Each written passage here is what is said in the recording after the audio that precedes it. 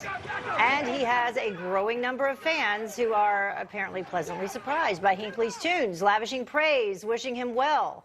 There he is. Wow, he's changed. Yeah, since last I saw him. Well, joining us now, author of The First Family Detail about the Secret Service, Ronald Kessler, and historian Craig Shirley. So, are we going to be able to hear any of his tunes? Can we? I don't know. Can we hear a little bit of it? Someone said, I hope not. Who was that? Craig? I think that was you. Craig, I'll let you start with this. What do you think about it? It's surreal. It's disgusting. It ought to be Chopin's funeral march as opposed to his bad music. Really, he belongs in prison. The coroner reported that Jim Brady's death was a homicide. So consequently, he belongs in prison or in the electric chair otherwise. But he should not be. This is some kind of sick joke to allow him to play this awful music for everybody to listen. I think a lot of people agree with you, Craig. Let's listen to some music. Ron, didn't mean to put you off, but let's listen to a little bit of this. When you let whiskey do your talking, it was when you let whiskey do your talking. In my head. We can get the gist of this. Ron, tell me your impression of this when you found this out.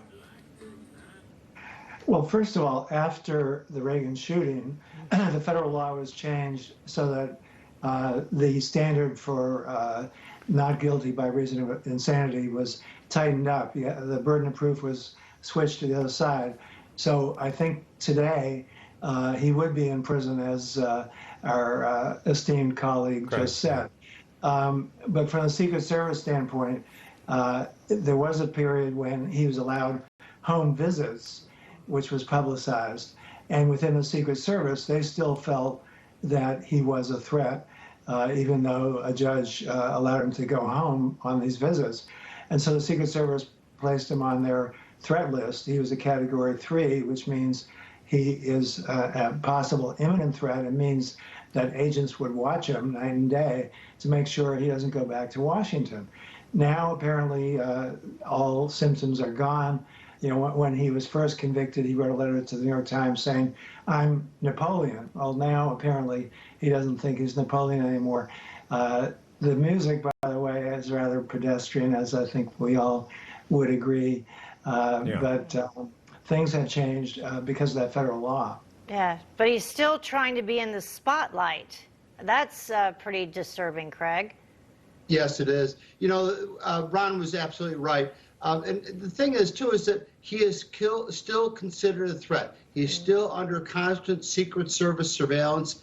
He's prohibited from buying certain books and certain records that would indicate that he's still mentally disturbed. So if they're going to, you know, Sirhan was put away for life for shooting the terrible shooting and killing of Robert Kennedy. Why isn't John Hinckley been put away for life? He belongs in prison. He should not be crooning bad music, no matter who wants to listen to it, and he should be never heard from again. Yeah, and Ron, let's not forget James Brady. His life was ruined permanently. Yes. Yeah, you know, you just can't take a chance with presidential assassins. You know, it's just a wonder that there hasn't been another assassination or assassination attempt since that time. But one thing that never came out, which is in my book, The First Family Detail, it was actually Reagan's staff that overruled the Secret Service to allow Hinckley within 15 feet of Reagan when he came out of the White House. That's very, very solid information. Of course, the Secret Service covered that up, never should have bowed to that pressure. The White House just wanted a photo op with Reagan as he got out of the Washington Hilton. But there are many, many secrets still to come. I just wonder if he is, and perhaps you know, is he allowed to profit off of his YouTube page? Do either one of you know? Boy, that's a good question. I don't know. I certainly hope not. I certainly hope he's not making money. His very wily lawyer made a case that, you know, somehow his freedom of speech was being restricted. He was represented by Williams and Connolly, one of the best, and they did a smash-up job.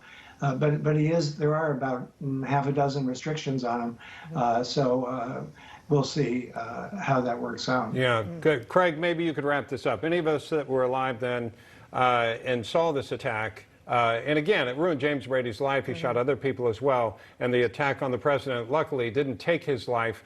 But there are a lot of people that would be incensed, and it sounds like you are as well.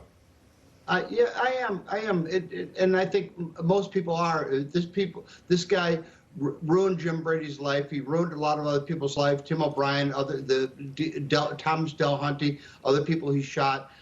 He altered the course forever of history, not for the better. He altered the course of the Reagan presidency. He injured Ronald Reagan terribly, and he inflicted a horrible day on American history. And the American way of life, and he should have paid a penalty. He has never paid a penalty one day of his life since that day, the tragic day, that tragic shooting, and that's an injustice. That is a terrible injustice that needs to be rectified. Fair enough, and we don't plan on playing any more of his music.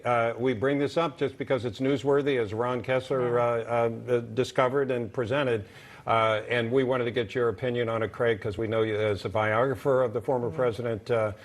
You would feel what a lot of people are feeling, and that is incensed by this. Thank you so much, Ron Kessler and Craig Shirley. You bet. Thank you. Thank you. There's a report